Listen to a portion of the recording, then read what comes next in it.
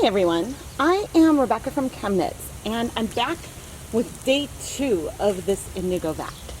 And I am going to try to take this in a completely different direction to see if we can get the indigo to reduce so that way we can use it to dye some yarn. Now, if you remember from part 1, I was able to get this kind of nice gray on some bleached cotton, but it didn't really work. I'm not sure about the longevity of this because I didn't see, it looked blue in the vat versus looking green and then developing. So anyway, let's take a look at what our vat currently looks like. Yeah.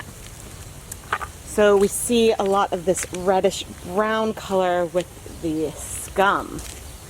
Now, this scum and the reddish color is because of all of basically the rust, the oxidized iron that was in our vat.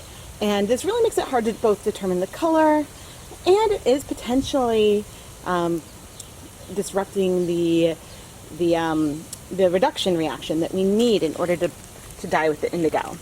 But the indigo itself is probably fine. There's just a sludge of the indigo and iron. So we're going to try to remove as much of the liquid as we can off of this vat, and then take the sludge and treat it with another method. And we're going to transition from, I guess, an iron vat to a hydrosulfite vat. And the way that they actually recommended that I do this is with this RIT color remover. I don't actually know what's in here. However, we're going to give this a shot and see if we can see some reduction happening. The materials that I have today are a dye-safe cup with a spigot, so that way I can try to scoop off some of the liquid. Boy, I wish I had a pipette about now. And I have a large jar. How big is this one? This is a 64-ounce jar. I think that once I reduce the liquid some in here, it'll be easier to get the sediment to settle in a jar to then pour some off. I'm sure that I mentioned this in yesterday's video, but one of the places where things went wrong, and wow, that is orange. One of the places where things went wrong yesterday is that I added the ferrous sulfate to my vat to boiling water. And this is not the way you really want to do it. You want to, I guess, add it to maybe warm water, but not boiling, because as I later found out, the boiling water could kill, and by kill I mean oxidize the iron and disrupt the whole reaction. And actually, it's a lot easier to remove this liquid than I had expected. So the goal is to remove as much of this rusty liquid as we can, get some reduction happening with our sludge, and then decant the now soluble and reduced indigo into a new vat, leaving some of the iron sludge behind. That is the theory, but so far it seems to be going rather well. I've let this sit overnight. It's starting to get a little cloudier, you'll see, but it's not looking blue.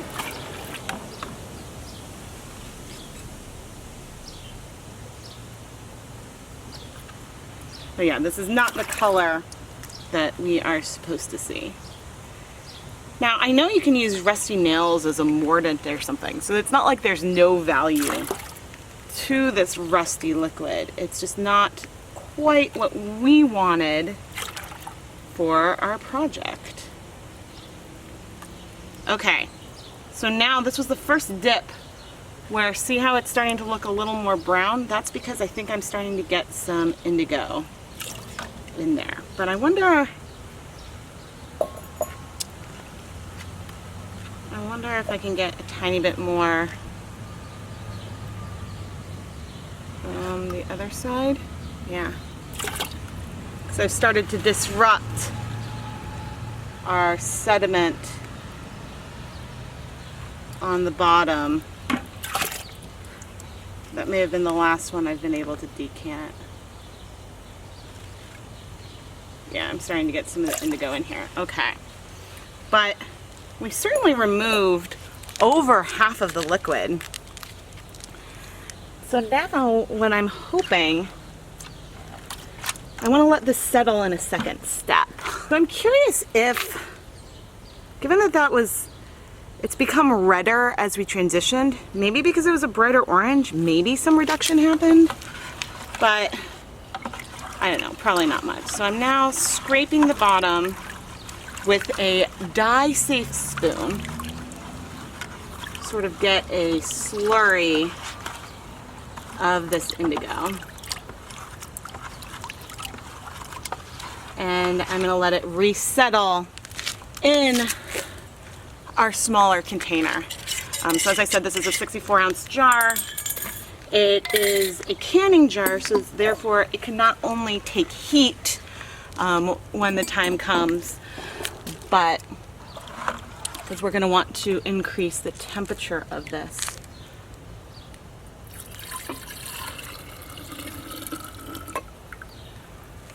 Hopefully, I might need to do this transferring in some steps. Yeah, there might be a bit too much.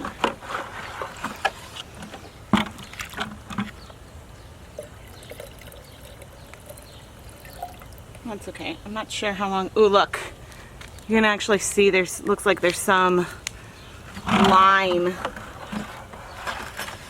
sludge in here as well. Okay, I think I can get a little more out.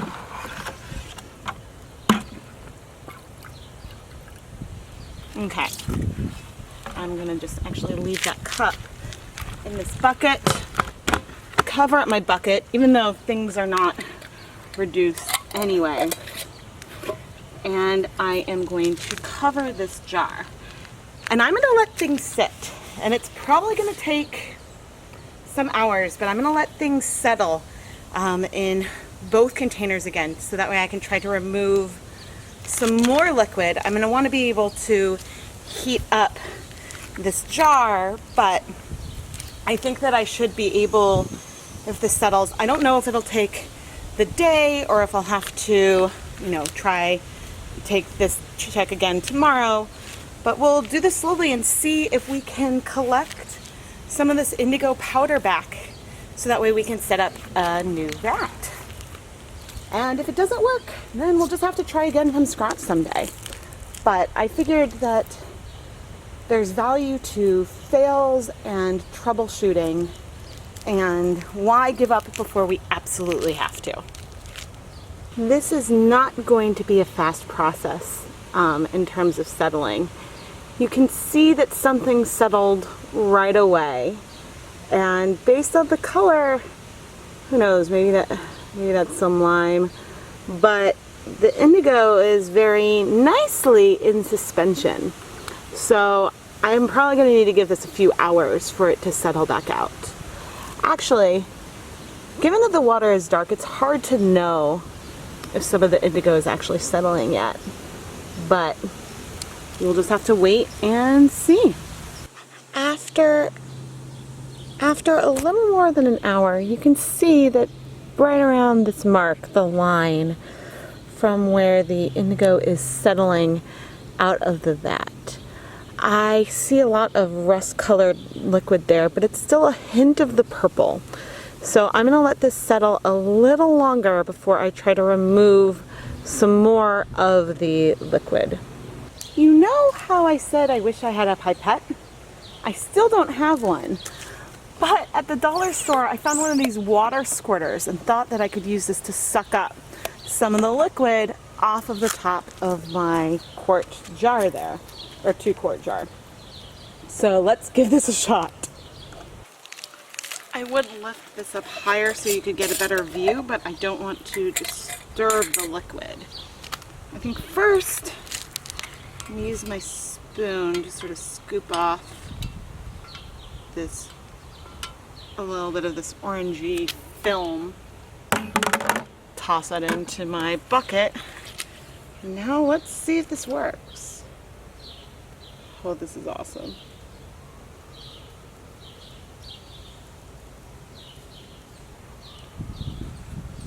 This is working. Now you can just pour this liquid into the grass. I'm putting it in the bucket so we can look at the coloration, but yeah, there might be some indigo in there, and actually this did not take up quite as much liquid as I had expected, but I think this is easier than pouring.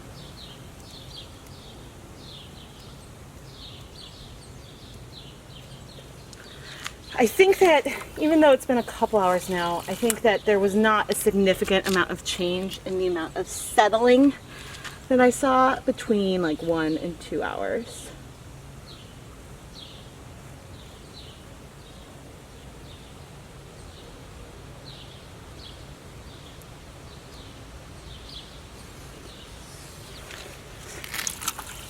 This is working pretty well. I have to say, I am a bit impressed because it's slow enough that I'm not really disturbing sediment below. And this is never going to be completely clean. There'll still be some of this red left behind, and this could be affecting our final color. Let me show you the color of the liquid. But the more that we remove, the cleaner things will be in the end. So I'm holding the tip of this towards the side.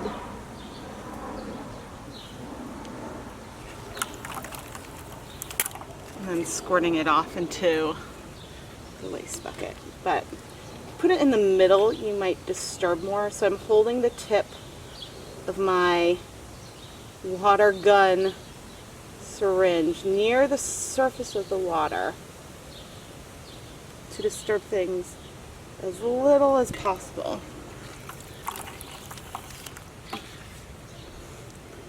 Okay, this is cool. Now I'm just watching the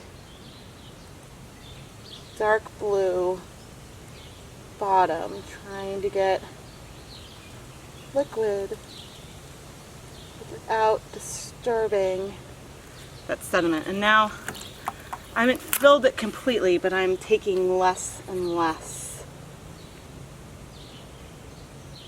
liquid. Alright, I'm going to stop there. I don't think I've disrupted the blue sediment, but I'm below about maybe a cup and a half of liquid left in here. Let's check inside our bucket and see what we see. I've left the cup in there. I'm not sure if I will be able to pull up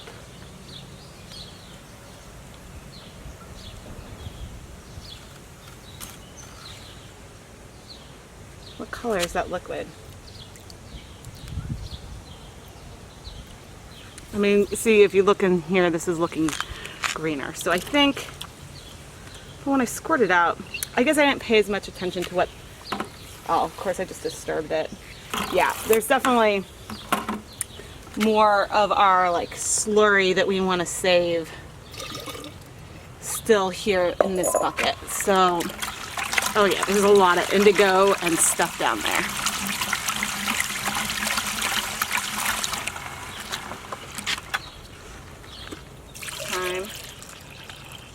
Suppose I could have poured it directly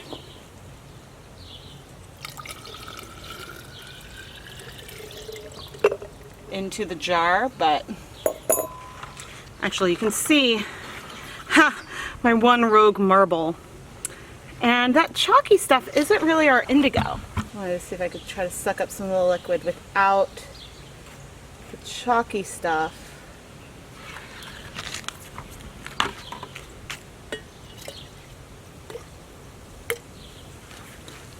Going in the reverse direction, because look at that. I think that that's some of the like lime. There's definitely some indigo in there as well. I'm actually going to put, I think, a little bit of water from the hose in here.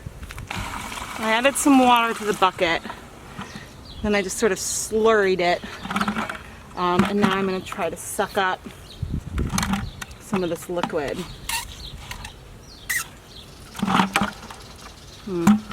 Looks like maybe that the lime didn't dissolve initially either. Let's see, I know you guys can't really see now because of the way I have this, but I have it at an angle.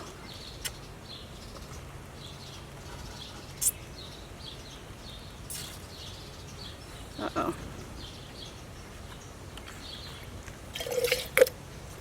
I'm trying to get some of the bluish liquid without the chalky bits.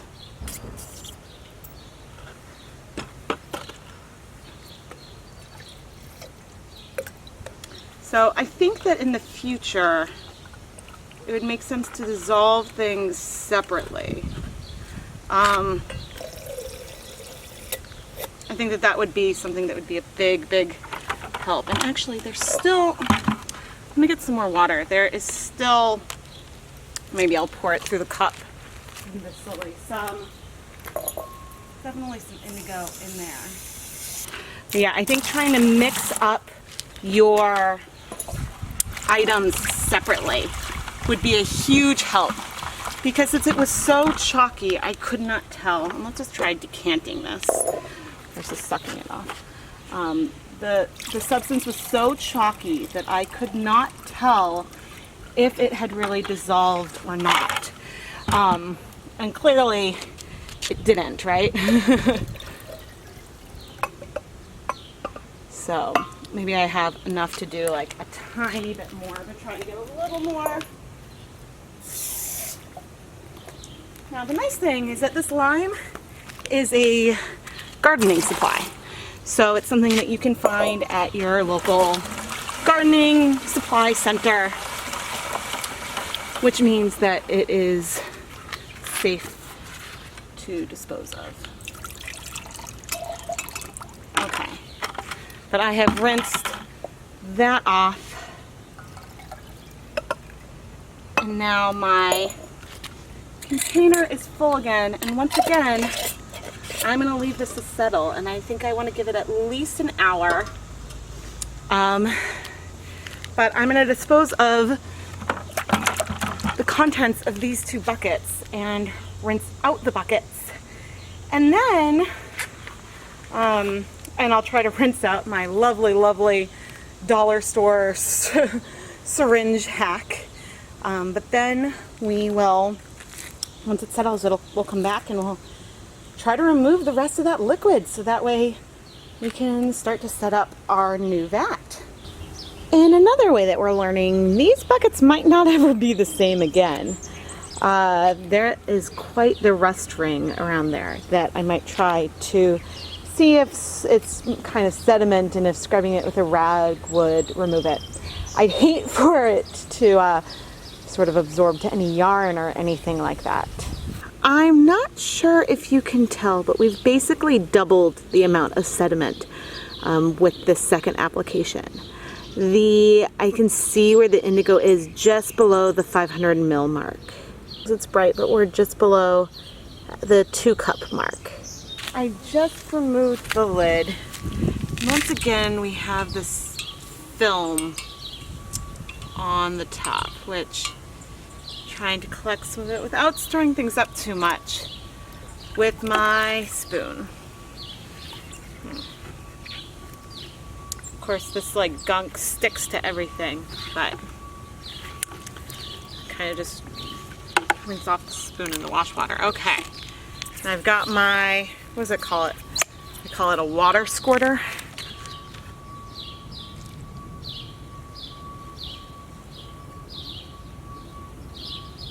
Suck up liquid.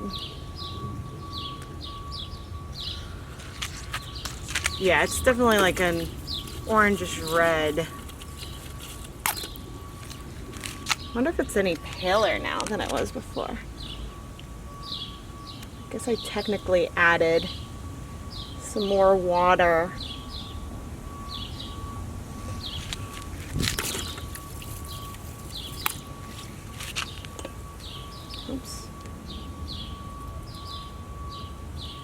Maybe, whoops, a little more careful the further down I get. Once again, I'm inserting the tip of this lovely H2O blaster just below the surface and a little against the side. Knowing the mark of where that sediment starts is really helpful.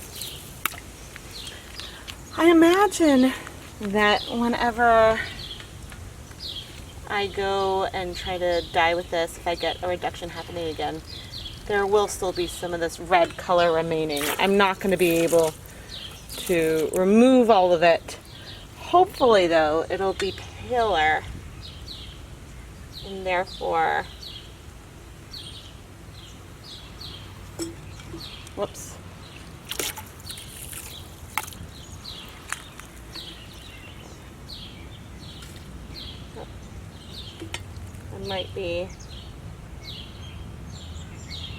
I'm really close to the sediment now, so I'm going really slow. And I'm starting to get some of the sediment up here with me. So I'm putting that back in, and I'm gonna call it. So we successfully reduced, okay, well not reduced as in a reduction, but we've reduced the amount of liquid that we had from gallons to under 2 cups. And now I'm not going to be able to do this today, but here so you guys can see. But in a couple days I will try to use that color remover to see if we can actually get the chemical reduction going on, so we can try to dye some fiber. Once again, here is the yarn that I dyed, which maybe it'll blow off, with the original vat attempt. It is a pale gray. It's been outside in the sun a lot of the day, so I think it's faded a bit. And true indigo should be light fast, it should be wash fast. So, I mean, a little color is absolutely better than nothing. But I'm hoping that we can reduce this indigo and get some color. Well, did it work? Did I fix my vat? This video was getting a little long, so I decided to split it up a little bit more. And if you want to see the continuation and what happens and how I am going to add the RIT color remover to try to convert this into a hydrosulfite vat, check out Dye Pot Weekly number 66.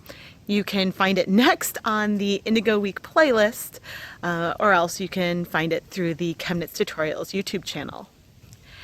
And if you like the fact that I am sharing my fail and sharing the effort and the process and my thoughts as I'm going through trying to convert this loss into a win, subscribe to the ChemKnits Tutorials YouTube channel.